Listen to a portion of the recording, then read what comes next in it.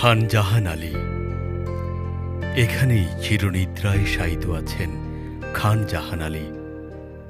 হযরত খান জাহান আলী বাগেরহাটে এসেছিলেন ১৩৯৮ সালের পরে। তিনি প্রথমে দিল্লির সুলতান এবং বাংলার সুলতানের কাছ থেকে সুন্দরবন বনাঞ্চলের জায়গির লাভ করেন। এখানকার গভীর বন কেটে তিনি মুসলিম বসতি গড়ে তোলেন। তার এই মাজার এদেশের মূল্যবান প্রত্নতাত্ত্বিক নিদর্শনগুলোর একটি।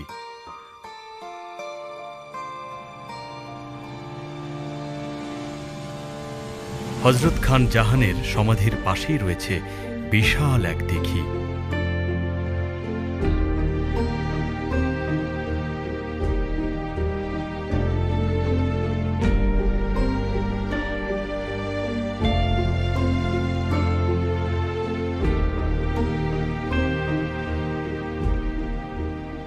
এই দিঘিটিও খান জাহানের তৈরি। ১৮০ একর জায়গা নিয়ে তৈরি এ দিঘি আজও মানুষকে বিস্মিত করে। ঠাকুর দিঘি নামে পরিচিত এই দিঘি নিয়ে অনেক গল্প কথা প্রচলিত রয়েছে। ঠাকুর দিঘিতে এখনো রয়েছে বিরল প্রজাতির মিঠা পানির কুমির।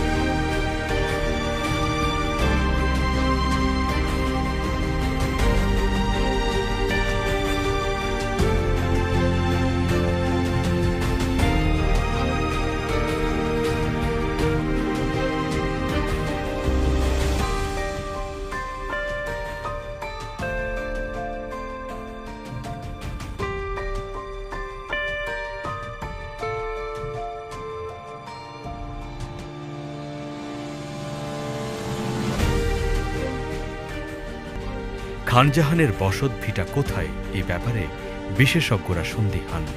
তবে ৬০ গম্বুজ মসজিদ থেকে ৩০০ মিটার দূরে প্রত্নতাত্ত্বিক খননের ফলে একটি স্থাপনার ভিত্তি আবিষ্কৃত হয়েছে।